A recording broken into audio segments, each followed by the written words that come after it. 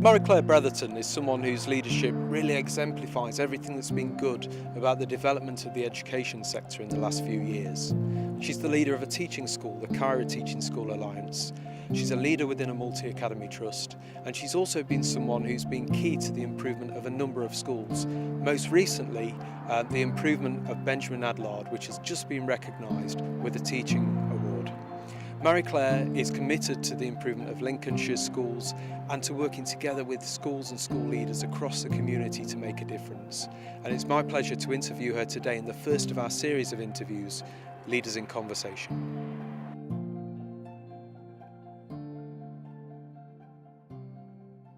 Hi Marie-Claire. Hi. And welcome to Leaders in Conversation. Thank you for being involved. It's interesting for me to be here with you and to be at your new offices, because when we first met 5 years ago, we were in the staff room at Mount Street Academy, and the beginnings of Kyra and the beginnings of what you were trying to achieve as a group of schools were really, it was the outset. So it's really great to be here and to see what you're doing. 5 years on, 5 years for you as a leader. How's that been? I think it's really flown by, if I'm honest. The 5 years seem to have gone very quickly. I can't remember a moment where I felt like we were standing still. It's been a case of evolving and changing and moving, and the premises and the change from being in Mount Street staff room to being here today is a good indication of the journey that we've been on during those 5 years. So yeah, I think it's been really quick. I think I'm just really privileged and humbled to now see, I suppose, the fruits, or some of the fruits of our work and of our dreams back 5 years ago, beginning to see the impact of that across a group of schools in Lincolnshire. It's really humbling. It's brilliant. And 5 years is a huge milestone for any leader of any organisation. And speaking personally, we as an organisation have just hit our 5 year mark, and to reflect on that and to think about, certainly the change in the job, the change in the role, but also the change in terms of how we work with schools and work with our clients in that time. And for you in those 5 years, how has the role changed? How has it changed from the beginning when you were in the staff room at Mount Street and working from the one school with a small group of leaders to now operating across 50 schools or more in an area as large as Lincolnshire? Yeah, so for me, it's just complex. I think in the early days, it was very much about, a group of school leaders kind of meeting together and talking to one another about how we can work together for the benefit of our kind of schools. And it was inward looking, maybe, to a certain degree. I think where we are now 5 years later, we're just in a much more complex position within the system in terms of multiple relationships, both within multi-academy trusts and standalone academies, working with the local authority, as well as working right across Lincolnshire through the teaching school partnership. So Kyra's role in all of those spheres, and my role as a leader in all of those spheres, is very different to definitely where it was 5 years ago, even 2 years ago. So the system is just complex, and I suppose my role has changed with that, I think. Okay, so we're going to come on to talk about the journey of Kyra and also your journey as a leader in a little while, and really keen to hear about that. But I wanted to begin with a question I ask most leaders that I meet, and it's this: have you always been a leader, or did leadership come with time? I think if you were to ask my parents, they would say that I always was a leader of some description or other.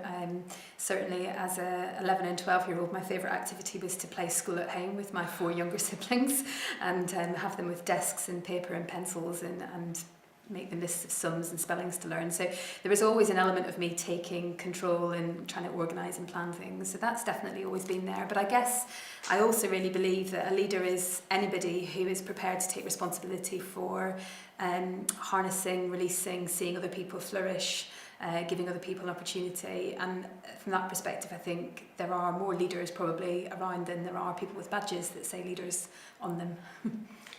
So, as a child, you were the organiser, you were at the centre of things, you were making things happen. And as you progressed into adulthood and so on, when did you first consider teaching, and when did teaching become something that you thought, well, this would be my vocation? Teaching's always been in my family. So my grandmother was a teacher, and my father and my mother were both teachers as well, and my dad was a head teacher. So education has been a huge part of my kind of upbringing. I think for my dad, what I saw in him really inspired me, and that was that he believed that education had a really significant role in bringing communities together. So being brought up in Northern Ireland, which is quite a fractured community, he saw his role being a head teacher in a secondary school to work with other secondary schools to integrate communities, to get kids and young people from Protestant Catholic backgrounds working together and learning from one another and building cultural cohesion, I guess. So for me, I saw like a really powerful purpose to education through that. But also with my mum, she was a primary school teacher until she had me, and then she gave up her role to bring up myself and my siblings.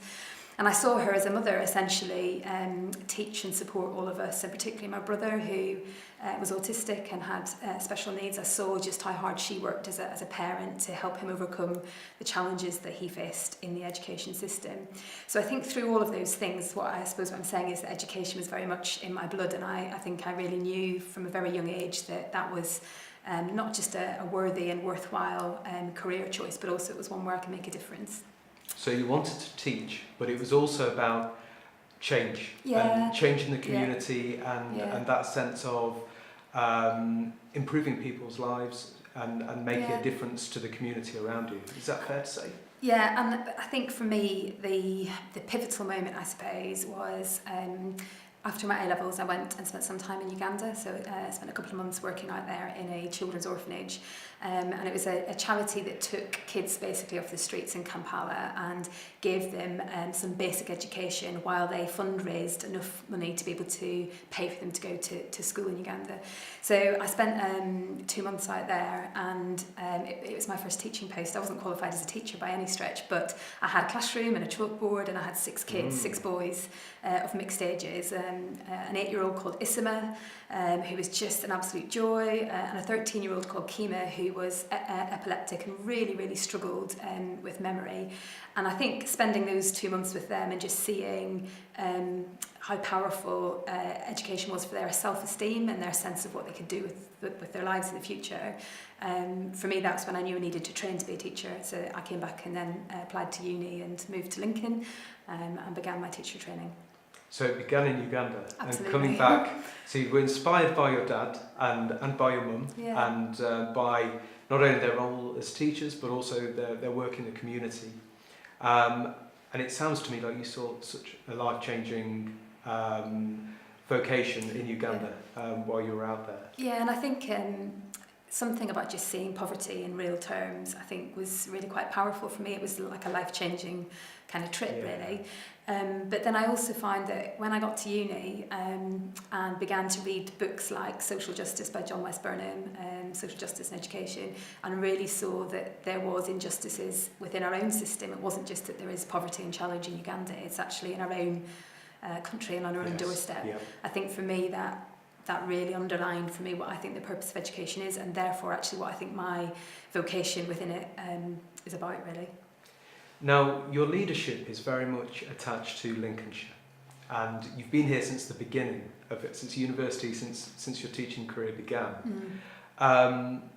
Tell me a little bit about why you came to Lincoln as a student, and how your life in Lincoln kind of developed from there, really, because it's worth asking, because I think so much of what you do and so much of your identity as a leader, as it is with many leaders, is about the area you serve and the community you work with. So tell me a little bit about Lincoln. So I hadn't planned to come here initially. So when I went to Uganda, it was during a year out. I was trying to work out what I wanted to do because I'd actually applied to do teacher training back at home in Northern Ireland to a college called Stranmillis, but it was very difficult to get into, and you needed to have much higher qualifications at A-level than I had.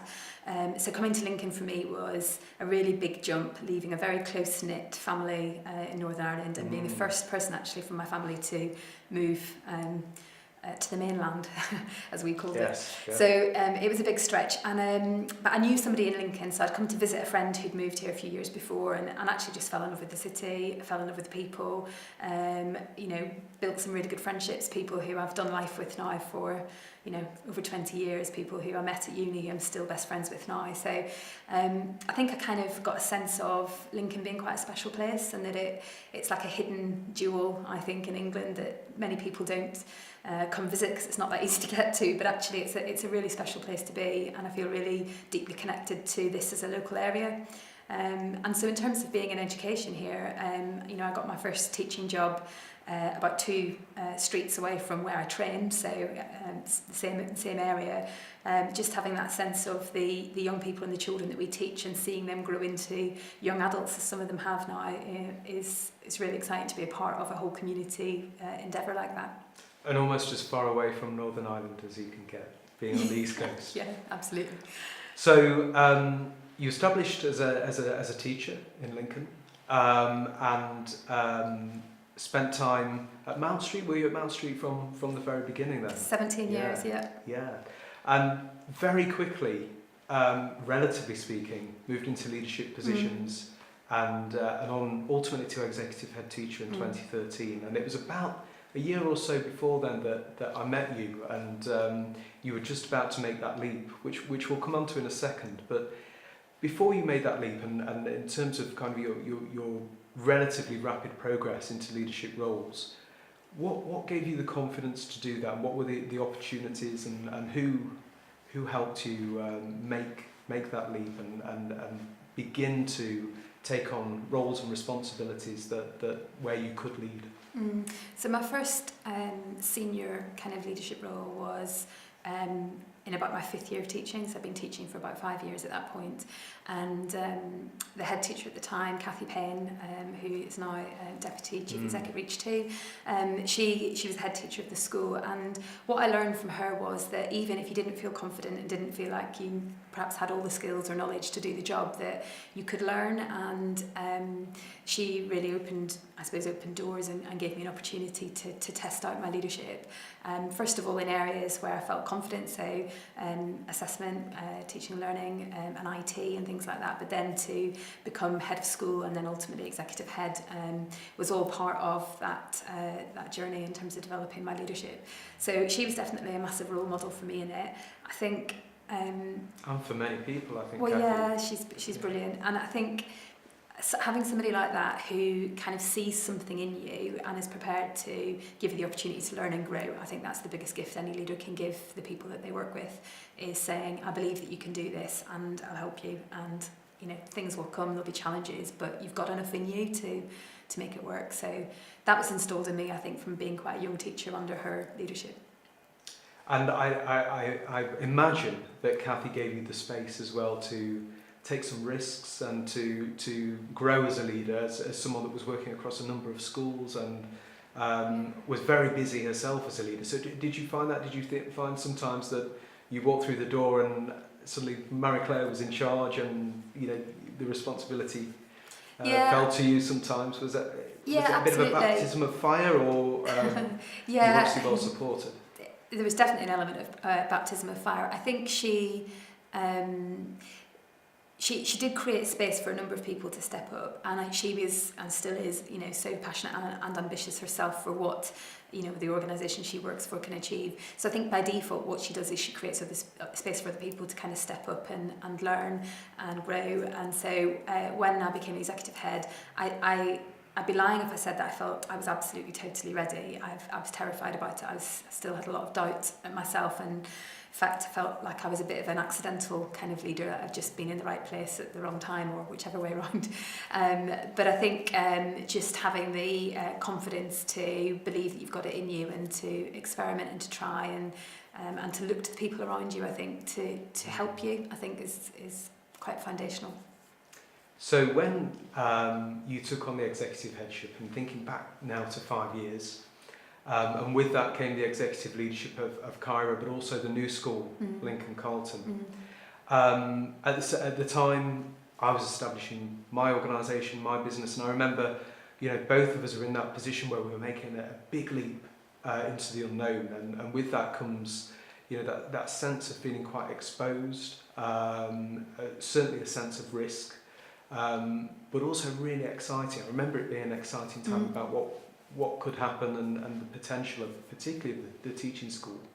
Where did you find the courage to make that leap? Because Kathy had gone, the vacancy was there, and I think for many of us, we could see from the outside that you felt like the right person for that job. But it was early on in your career. It was a big leap. It was there was an inherent risk in that. What gave you the courage, and what motivated you to make the leap at that time as well? So I think looking at my colleagues actually, and seeing their nervousness about what the next chapter would bring for the school. I think the local authority had just commissioned us to build and open the new school, and when I thought about the parents in that community who would be wondering about, who's going to lead it, who's going to set it up, who's going to fill the vacuum, I guess I kind of felt like I had something I could offer to those people, out of a sense of, I will work hard and I'll do the very best I can. I think similarly with Kyra, there was so much potential and opportunity within that network of schools, and Kyra had always had roots in a local collaboration. It was never one of the teaching school alliances that was built solely on the reputation of one school. It was very much something that was owned by a group of heads, and I guess I saw my role in terms of Kyra to facilitate them working together to work out what the strategy and the vision needed to be for that alliance as it grew. So I don't know where necessarily I got the courage from.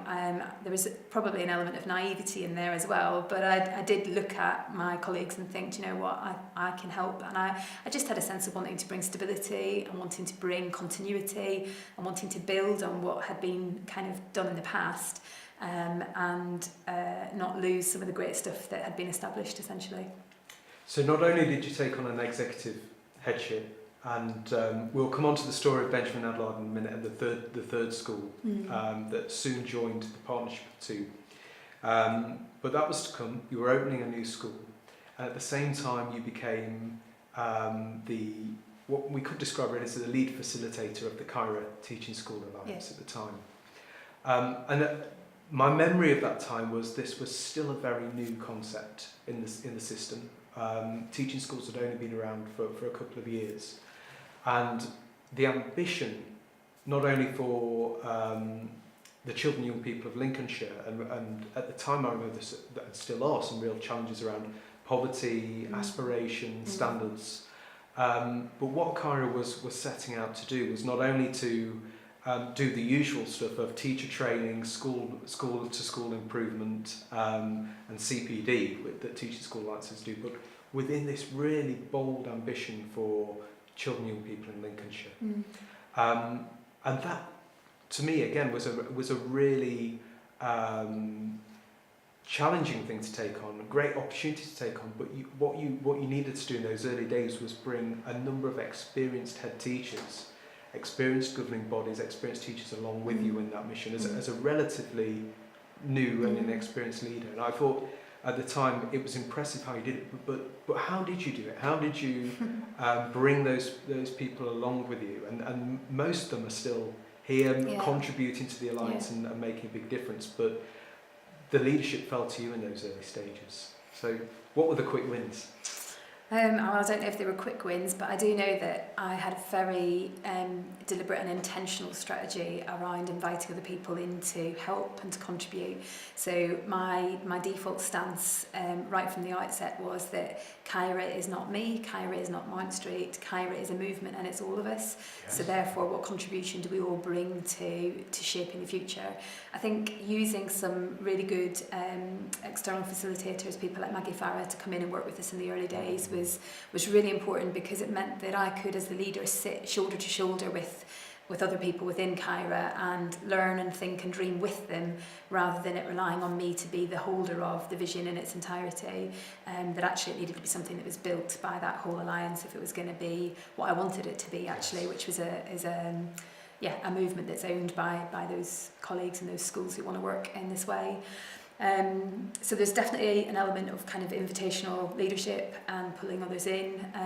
I also think being able to articulate a vision that is far greater than measuring outcomes by Ofsted grades or SATs results. I think articulating something that really gets to the heart of what I think education is about, and the heart of what I think our role is within the education system is really important. So having like a bold mission that connects to people emotionally, that they feel that they're part of something that is ambitious to make a difference. That's also been part of pulling people in. So for me, those, I suppose, the quick wins was the fact that we had great networks, great people, and you're right, there's a lot of leaders and teachers who were with us in the very early days, who are with us now. We've had teachers go on and become heads, and heads move between schools, and there is a real sense of the Kyra DNA flowing through the network, which is just brilliant, really powerful. And at the time, and we see this still in some parts of the system, sadly, between multi-academy trusts, between teaching schools, this element of competition that I think doesn't necessarily exist in Lincolnshire so much now, but at the time you also had to deal with what seemed to be a number of teaching schools in the same group, and not all perhaps with the same mindset. So tell me a little bit about how you managed that, and I think it was by example, but yeah, so there was no real blueprint in the detail, if you like, for what teaching school alliances were supposed to do. There was a broad framework and some KPIs, but they were relatively dry and very delivery orientated and very transactional. So I think from the outset, Kyra wanted to kind of almost take that as a given and go beyond it and work in genuine deep partnership, you know, with peer review at the core and reciprocal giving and receiving of school-to-school support and that connectivity. Working with other teaching schools, therefore, was a challenge, because obviously we've all been given this kind of remit by the National College and the DFE, but then within a climate where you've got to be financially sustainable, clearly competition is always going to be in the background or in the foreground in some cases. So I think for us, we were very deliberate in saying, you know, in Lincolnshire there is such a great need for schools to work together to improve outcomes. I mean, the poverty statistics from Lincolnshire, for example, are shocking.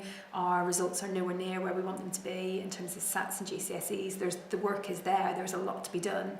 So why would we waste our time duplicating and competing over people on a course, for example, or even members of an alliance, whenever we actually really needed to get our focus on the front line, on the quality of teachers coming into the profession, on the quality of education being provided, on great professional learning.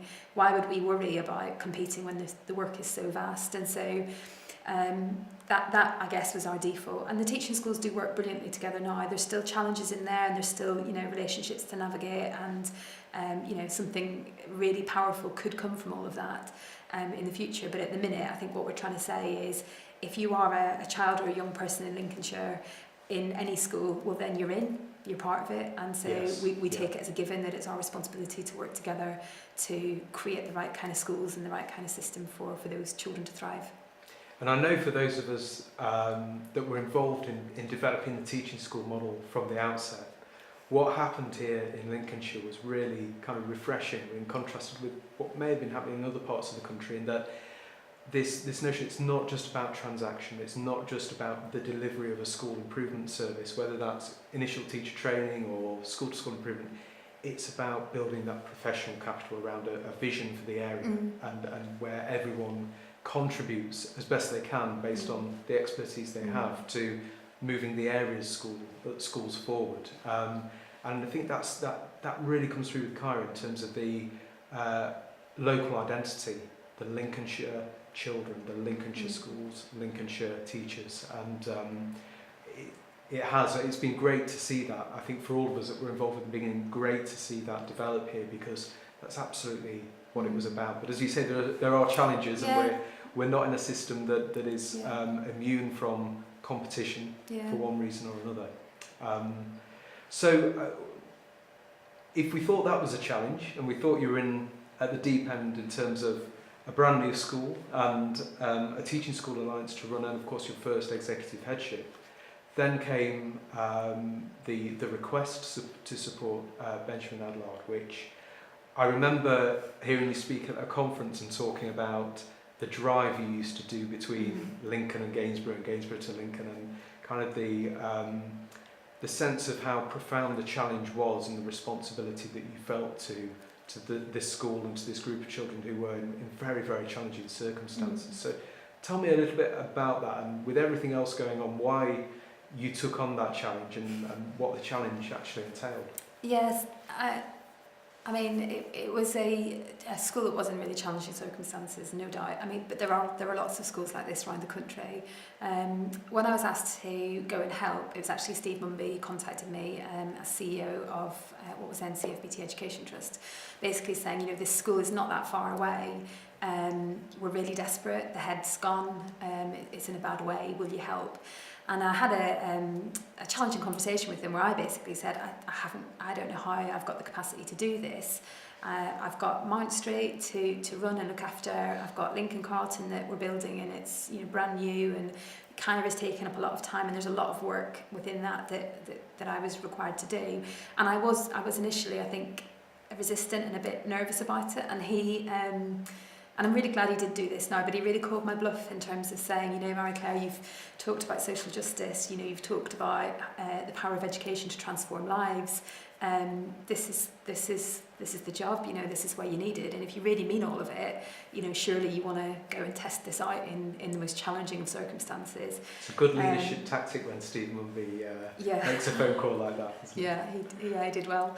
And so I said I'd go and have a look, and we'd talk, and I'd do what I could. The other challenge he brought to me, and I think this is really important for all leaders to consider, was he said, you know, you talk about capacity, but actually capacity is something you create. So if you decide that this is the right thing to do and you're able to do it, the question is not about you haven't got capacity. The question is, well, where is the capacity? So who do you need to appoint? Who do you need to pull in? And it was at that stage I appointed Helen Barker to come and lead Kyra, who has been just the most phenomenal appointment. And we really wouldn't be where we are now without her leadership. So it was a case of, you know, how do you actually use the social capital and the network to create the capacity?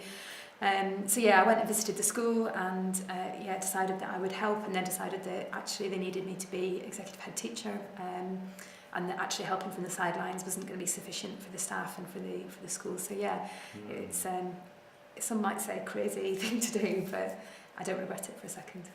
And when you walk into a context like that, and people are not demotivated but frustrated, possibly some are demotivated but certainly frustrated, feeling that they want to make a difference but they can't, feeling like the odds are against them, and where there's been perhaps a generational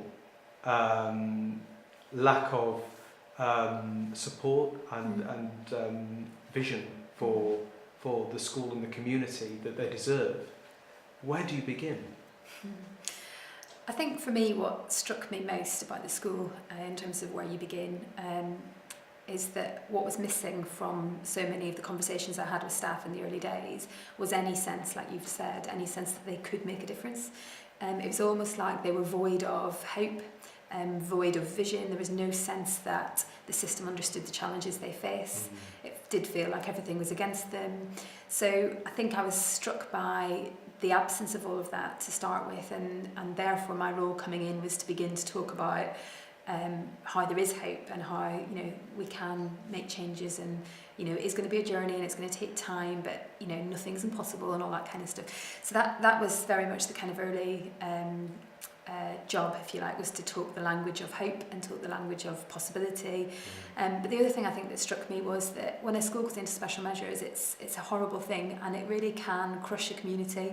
And in this case, it did really crush the teachers. You know, they were very desperate to make a difference, you know, committed. They turned up every day. They really genuinely wanted to do the best they could, but they felt like they'd been beaten around the head, if you like, with a big stick, and that actually there wasn't anybody there who was going to help pick up those pieces.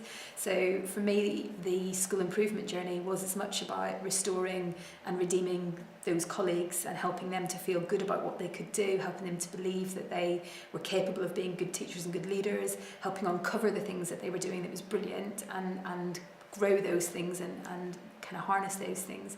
So it's as much about kind of restoring the staff, if you like, as it is about thinking about the impact of that on children and young people, which is obviously, you know, the whole point of it. But actually getting staff to believe that they could do the job was a big part of the early work.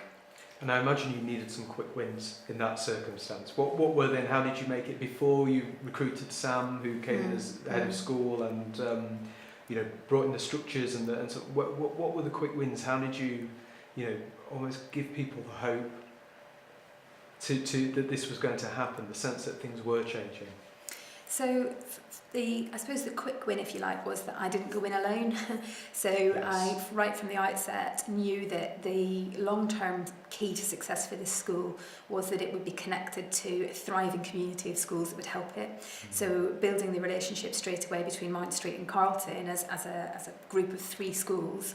And that meant restructuring and bringing a business manager across all 3. It meant bringing administrative support across all 3. It meant bringing a premises manager in who could help deal with some of the problems in the building and the site. So getting some of those kind of relationships and partnerships in place were really important. And then I think with Kyra, just beginning to connect the school to other people and giving them that sense of they are part of a family and will be looked after and nourished by others. So for me, the quick win was about connecting the school. And actually, when a school goes into special measures, the tendency is for it to put its head down and, you know, close the doors and batten down the hatches. And I think the school had been in that sort of state of isolation for some time. So actually, the first thing to do is to kind of, you know, unlock the doors and open the windows and say, you know, we're not going to do this on our own. So that was very much the quick win, if you like, was getting that relationship right. And then building the leadership capacity of the school as well. So you appointed Sam, and it's worth saying at this point that only last week the school has been recognised nationally with the Teaching Award for School of the Year, and Sam continues to lead the school. But how important was that appointment, and what were you looking for in terms of appointing a head of school and making sure that the leadership not only had the right tone, but it was able to have those difficult conversations and you know, drive the standards forward? For me, his appointment was absolutely critical, and the reason it was so needed was that as an executive head, at that stage, executive head over 2 other schools in a teacher school alliance, I couldn't be there 24/7. You know, I couldn't be there in the playground at you know, 8 o'clock in the morning, and you know, I couldn't be there every day. And what I needed was somebody who would be able to stay true to the vision and the values and the strategy and implement it on the ground day in, day out. So I was really delighted when Sam applied. I knew of him through the work within Kyra already, so he was not an unknown quantity in many respects. The benefit of the Kyra Alliance in terms of that pool of talented leaders, I think, it came into its own in that appointment. So having somebody who is brilliant at building relationships with children, who is great with the parents and the community, he's got a real sense of fun and energy and passion and ambition. He was able to really live out day to day what the school improvement journey needed to be. And he's done an amazing job, and as you say, he's now the permanent head teacher of the school, which is wonderful, and the school continues to go from strength to strength under his leadership. So. And across the piece, at this stage, you're making a transition in terms of your leadership where you're appointing other leaders, senior leaders, people that are the figureheads of the organisation. So you mentioned Helen, you mentioned Sam, of course Becky and Lauren as well, at Mount Street and Carlton. And appointing people and then distributing that leadership. What's the secret? Because it seems to me you've got the secret, because what we have in the leaders that work across the organisation that you lead are people that have been in post for a number of years now, have brought about improvement and high standards, in some cases in really challenging circumstances. What did you look for in each one of them, and or generally in terms of what you were looking for, but also how do you approach distributing leadership and letting go? Because at the beginning you said you like control. That's one of the traits of leaders, isn't it? Like enjoying the control. But what were you looking for, and how did you distribute? So I think with all of the appointments, some of them have been homegrown, so they've been people who we've developed and grown kind of within the schools and grown up through, and some of them have been external. I think I've always had a default to looking for character and integrity first and foremost, and then competency following that. So there are just certain things about being a leader that you can learn, that you can develop and practice. But I think if you have got a really deep sense of your own integrity and your own character, I think you've got a really strong foundation to build great leaders and great schools on. So when I appointed Sam, for example, at Benji's, he was 27, it was his first senior leadership position. There were several people who said to me and to him, actually, this is nuts, you're appointing somebody who's 27 to a special measure of school. But I just instinctively knew that actually his character and his integrity and his passion was there. And I knew that he was going to learn. And so appointing people who've got the, I suppose, a bias for continual learning and continual development is something I really look for when I'm appointing leaders. I would also say that there is something about appointing people who understand the vision and own the vision at a very deep level, that they are not there to serve Marie Claire's vision or Marie Claire's dream or anything like that. I'm actually appointing people who've got their own sense of what they're here to do and what their own sense of their contribution within it, and that they, it's within their own character. That's also been part of the strategy in terms of how we recruit. And one of the things on the topic of distributed leadership that Kyra appears to do so well is not only to distribute leadership through the traditional levers of management and organisational structures, but of course you've got leaders working in other schools, in other parts of the county that you have no line management over, but are leading now aspects of Kyra. So you have Kyra East and Leslie, who's leading with that, doing a great job in establishing it. I'm thinking of people like Vicky at Monk's Abbey and the work around ITT, Debbie and many others. That's a very different dynamic, isn't it? And it's something that, multi-academy trusts and in schools is quite, I won't say easy to do, but you've got the performance management and you've got the levers of the organisation to work with. How as an organisation do you generate that kind of social capital and commitment amongst some great leaders who just want to contribute and want to add something and bring it to life in different parts of the county?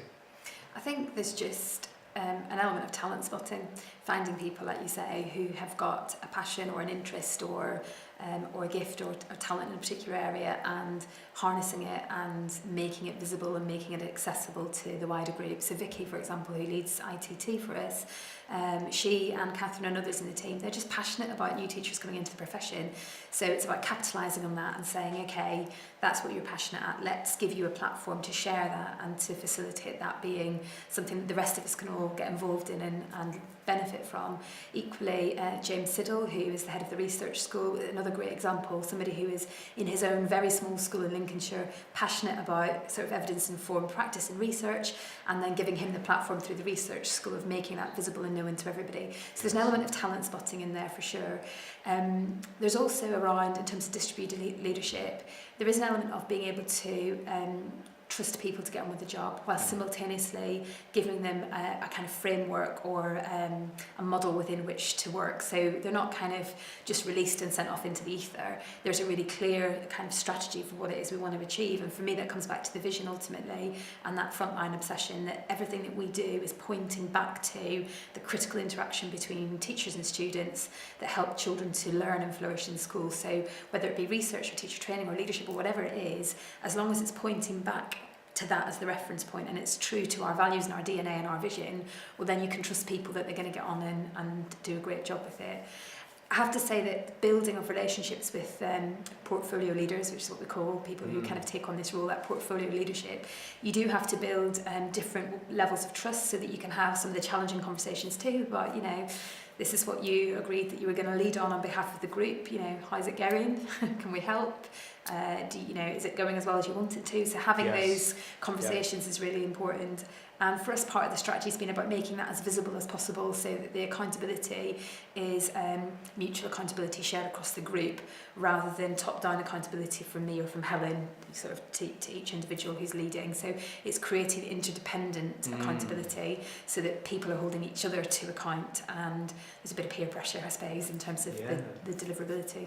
But a very mature sense of accountability there, that it's professionals, it's not the government, it's not some KPIs coming out of Whitehall, it's not Ofsted, it's you as a group of leaders in your locality that have made the commitment to do this to the standard that you all expect, and that you're all going to fulfil it to the best of your abilities. And there's something quite powerful about that, isn't there, that you've been able to generate here. But I would say even within the schools where I was executive head, so you talked about kind of control and, you know, how do you let go and what do you distribute and what don't you distribute. I think I'm still learning on all of that, and there are times where I know that I become fixated on the detail of something, and I'm a very detail oriented person, and I have to really, you know, check that and make sure that that's right, that I'm kind of getting involved at that level. Yes. Equally, I don't apologise for that either, because you know, going back to the kind of that owner's mentality, I care about the detail of child A and lesson B in school Y, you know, and so therefore what I want to try and do is instill in the leaders within Chiron, within my schools, that same level of obsession with the detail of child A in class B. Do you know? So it's about creating that sense of the most important thing is that frontline interaction, so everything has to point to that. So that's where we've got to focus our attention.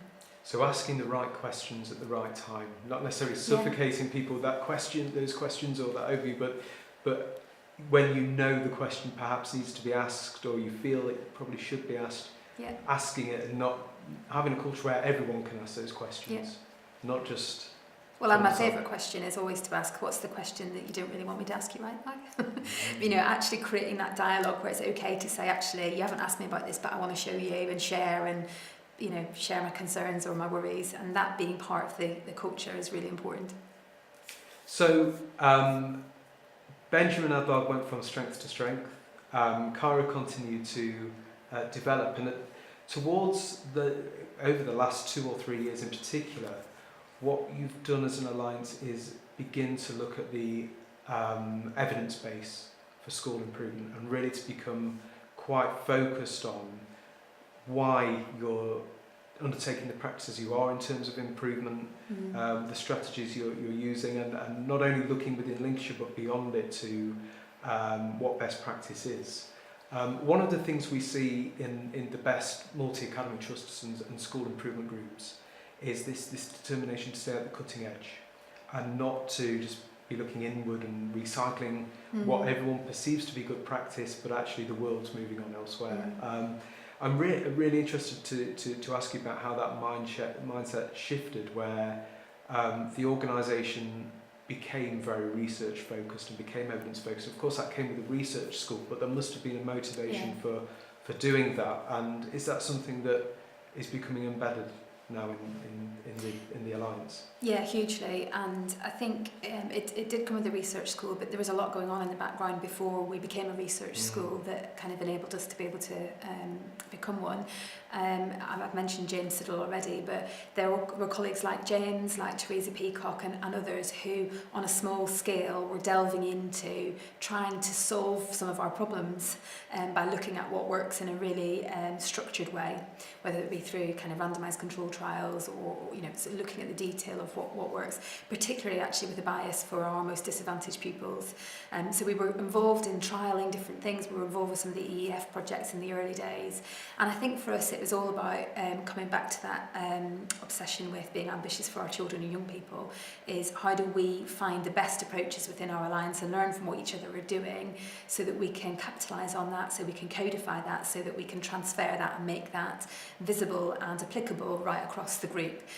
So for example, it's, you know, all very well Monks Abbey having a great strategy for X, Y and Z, but if it stays in Monks Abbey, it's only ever going to benefit Monks Abbey. So how do we codify that and make that visible and available to Benjamin Adlard or any other schools? So there's an element of actually using evidence to uncover the great stuff that was happening, and also to get rid of some of the stuff that isn't really making a difference, and get people to prioritise and focus on the right things. Is it now embedded? I think there's still more work to be done on that, but I do know that a lot of our big at-scale school improvement work at the minute through, for example, the Strategic School Improvement Fund is all based on kind of that evidence base, you know, using PLC models, using the evidence from the EEF and elsewhere to really drive improvements in English or in maths. So it's using that to then structure something at scale has been the big shift for us. And that for me is actually really exciting now, is actually, can you use what we've been doing on a small scale to, let's say, improve outcomes across 40 schools, for example, in English. And again, that requires, I imagine, a real commitment amongst the schools to let go of great practice and to share it and to remove those invisible barriers that so often we see in education, the hoarding of a good practice and the hoarding of great teaching. But that must be something that has taken time to create the basis for through Kyra and through the culture you've created, that generosity. But I think, so Kyra, even, you know, we've been officially in existence for 5 years, but if I was to tell you about the 5 years before Kyra became Kyra, even in those 5 years before, there was already the DNA of reciprocity and generosity between a group of schools. Yeah. So when I was a young teacher, for example, I was seconded to go and work in the local junior school as part of my own kind of career development in the very early days. There was that sense of Kathy Payne saying, I've got a great teacher, but would you like to have them come and teach in the junior school for a bit? You know, there was a sense of sharing right from the early days. So I don't think there is any sense of kind of protecting good practice in the way that perhaps there used to be. We talk about intellectual capital. How do you create intellectual capital? And it is built on that trust and reciprocity and that sharing and giving and receiving, so that everyone feels that they've got something to benefit as well as something to give into the mix.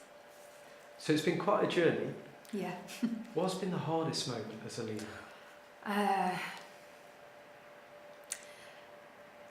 I think the hardest moment as a leader, well, it's a recurring moment. I don't think there's one moment where I can say it's been the hardest moment. I think it's a recurring moment of simultaneously looking back at the journey and looking at the colleagues and looking at the impact and looking at the kids that we know we're making a difference to, and being hugely humbled and impressed by that. The hardest moment is looking at all of that and then looking at the next 5 years and seeing that the challenges that we've got to face in the future are actually greater than the challenges we've overcome so far. And as a leader, that recurring moment of, yes, we've come so far and I think we've achieved some really good things that we're really proud of, but we're nowhere near where I think we could be, not only as Kyra, but I would even go as far as to say as a nation in terms of the education system and the challenges that we face are enormous. And I suppose I have to, I keep reminding myself of a quote from Meg Wheatley where she said, the only way to prepare for the future is to attend to the quality of your relationships in the here and now. And so the way that I kind of bring myself back to land in that moment of hardship, looking at the past and the future, is to say, okay, well, we can deal with the future, but we have to invest in the here and now. So what's the next thing for Kyra? What's the next thing for me as a leader? What's the next thing for our group of schools to make sure that our relationships are strong and ready for the 5 years and the 10 years that we have ahead? And you're clearly very close to your community. You're clearly very, as a group of schools, aware of the challenges facing your children and young people and the communities they're growing up in, the families they're growing up in. What do you see for this generation of children and young people as being the major challenges, but also the opportunities for them as well, as things stand today in 2018? So I think this is where, referencing back to what I said about my dad earlier on around education being a lever for bringing communities together. For me, that's the challenge that we face now, and it's not about Catholic and Protestant as it was in Northern Ireland for me, but it's actually a social divide. So if I look at the children in the playground at Benjamin Adlard and then the children on some of the other playgrounds of other Kyra schools, the divide between them has never been greater. It's never been greater in terms of experience, in terms of language, in terms of culture, in terms of aspiration. You know, they're just worlds apart. So for me, I think the challenge of bringing young people and children into the education system and seeing through is, how do we as a system create opportunities to break that divide down from primary level up, you know, not just wait until they get to secondary school before they have to start and rub shoulders with children who've been in other kind of backgrounds and other kind of upbringings. How do we level the playing field essentially at the primary stage? So some of the work that we do, for example through Kyra Kids, is beginning to bring children together to work alongside children in other communities. And we're only scratching the surface. There's so much more to do there. There's so much more to do. But I think amplifying the voices of the children and the young people that we serve and connecting them to one another has got to be what Kyra's next 5 years is about ultimately. How do we harness the collective professionalism to make sure that children are connected and feel that they're all part of society, not just behind closed doors in one pocket in one school? And the whole DNA of Kyra has been about drawing on that professional capital, that social capital, which I think in an era of austerity, in an era of complexity for children and young people, and also where technology is breaking things down. Actually, we're going to need to draw on one another, not just within education or from between schools, but actually across the piece, in the economy and society and so on. Which parts of the wider economy and wider sectors do you see as being key to the success of Cairo going forward? Because you've got some really strong relationships between schools and school leaders. How are you going to take this even further? Yeah, and I do think that our role and our mandate now has to be to build wider connectivity in the system. So we've always felt that we've had a mandate to speak up into the education system and to talk upwards, if you like, around what we see in the system and what we think schools need. But I think we're becoming increasingly aware that actually it's not just about talking up to the Department for Education, for example, but it's also about talking to health, to social care, to police, to local councils, and kind of networking between all of those parties to bring together a cohesive offer and a cohesive plan for children and young people. I think too often we see the system broken up into silos, and education being one of those silos, where actually I suppose I think the future is that education should actually be at the heart and be the driving force of connecting other people for the purposes of the future prosperity and health and well-being of our nation ultimately. And we've got some examples of that beginning to happen in some of our schools, where school leaders are taking that responsibility in themselves, pulling together the right people to kind of work for their community. And I think for Cairo and for me, it's about encouraging and supporting and making visible what schools are doing and how they're working together to overcome the barriers for the communities they serve. So as a leader, and as a leader that is constantly trying to find improvement and trying to move schools along and move the system along to best serve children and young people, it's really important, isn't it, that you are very much ahead of the game, focused on what's going on out there in the system, in children and young people's lives, in society and in the economy. How do you stay sharp? How do you stay on top of the things that matter and need to inform your leadership and also the work of your schools? So I have a really rich network of mentors and coaches and people that I talk to from within the education sector. For me, that's really useful to just pick other people's brains and listen to what they've got to say and hear their views on different things, as well as working through and clarifying my own thinking with others. So that's definitely a part of it. During term time, I do kind of read a lot of education-related books and blogs and Twitter and all that kind of stuff. But I've also, in the last sort of 3 or 4 years, spent a lot of time reading books from outside of the world of education too. So looking at organisational development, looking at even books on character and how do you develop people in other settings. So not limiting, I suppose, what I'm reading to just being education focused. I would also say that I benefit from having a lot of really lovely friends who really care about what I'm doing and care about me and are prepared to push me and challenge me and ask awkward questions and call me out if I'm kind of heading in the wrong direction with my thinking. And that's helpful. And I suppose the last thing, the role of the steering group, particularly within Cairo, but also the governing board of Vermont Street, Carlton and Benji's, I think their challenge and their encouragement, I think, is also good, and that also keeps me thinking about actually how do we make all of this kind of work right across the piece. So I think external challenge and external kind of voices is really important within it. And as a leader of the organisation and working with a number of people, you talk about obviously friends and from your home life, but also the trust board, your leadership team, other leaders in other schools.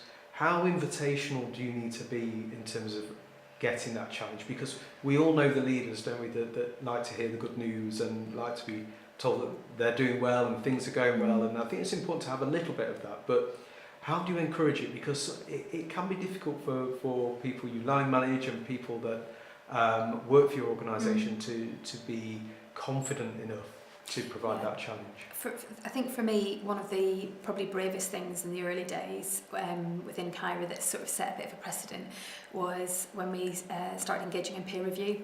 So inviting colleagues from across Kyra to come in and to review the quality of education at Mount Street in detail with me, and exposing them to the realities of leading any school, which is, of course, there's things you're proud of and of course there's things you want to do better at, and actually being very vulnerable in sharing the areas that we need to focus and work on, and then inviting them to help us improve those areas. I mean, that's quite countercultural in terms of the whole teaching school model being built on one outstanding school to, from the very top and the very outset, say, forget the badge, we're all on an improvement journey, come and help us. So that for me is the kind of culture that I've tried to create, and I know that it is difficult sometimes to give feedback, and obviously it's lovely to hear positive feedback, but equally I always when I'm speaking to kind of mentors and other people, one of my favourite questions is to ask, what am I missing?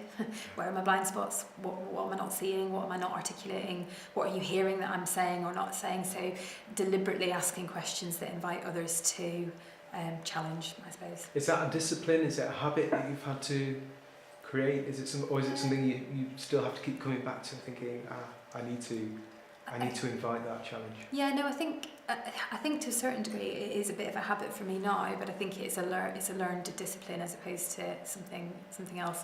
I also think there are times when you feel confident enough in yourself to be vulnerable and ask for the feedback, and then there are other times where actually you need to kind of preserve yourself a little bit and maybe step back a little bit and just give yourself time to digest what it is you're working on or what it is you've got to do.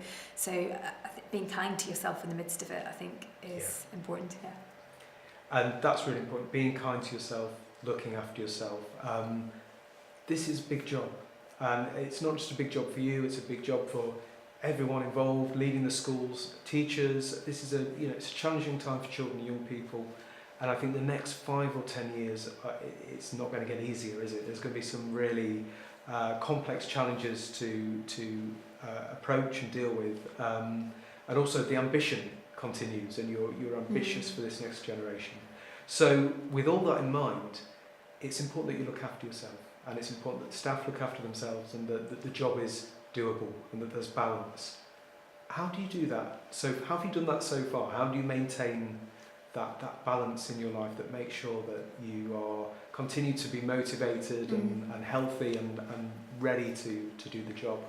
I think truthfully there are some weeks where the balance feels fine, and then there are some weeks where it feels more challenging if something's crept up, and I think that's just the reality of any leadership job, and in fact for teachers too, I'm quite sure there are times where there are peaks and troughs of busyness, isn't there? I think looking at the kind of wider picture, being really disciplined with your time, I'm really privileged that I've got a fantastic PA who actually really does help me proactively plan and set aside time to do the work and to do it well, and to set aside time to think and to read and to prep, so that we're not sort of cramming that into an evening at home or a weekend. So there's an element of good planning that goes into it. I also think for me that I do feel really privileged to do a job that I absolutely love and really care deeply about, and that there's no part of it that feels like it's a chore. I really do enjoy it, and so from that perspective, the balance feels probably easier than perhaps it might do to somebody who's doing a job that they don't feel as connected to as I feel connected to mine. So there is definitely an element of that.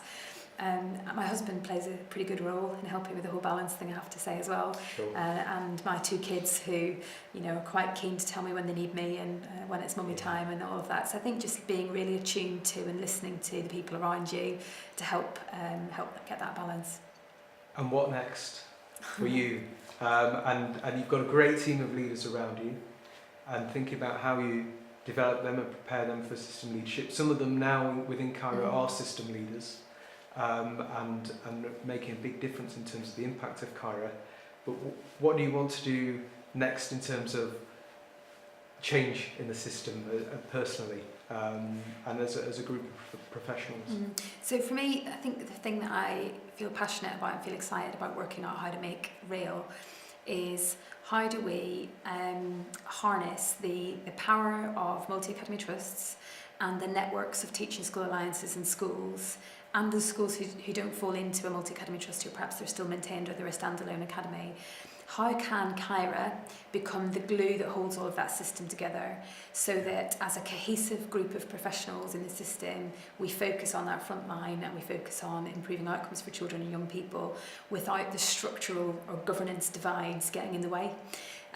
For me, the role of governance is fundamental around bringing that level of challenge and accountability, but equally I think governance trustees have a role around getting schools and school leaders to be outward facing and be connected into a wider sense of mission. And Yes. for me, that can't just be around one little group of schools. It's got to be locality based. So what would it mean for the schools and the services in the community? Let's take Gainsborough as the example. What would it mean if everybody in Gainsborough pointed their strategy at the children and young people of Gainsborough? How would that transform outcomes for that town in the future?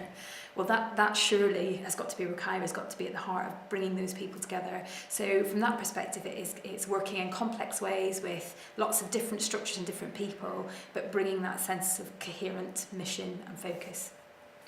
Great. Thank you so much for the interview today. It's been great talking to you, and I think the message I'm taking away is community first, structure second. Yeah. The professional community, but also the wider community schools serve. The structure should serve that really, shouldn't they? Yeah. Thanks for your time, Mary. No, you're welcome.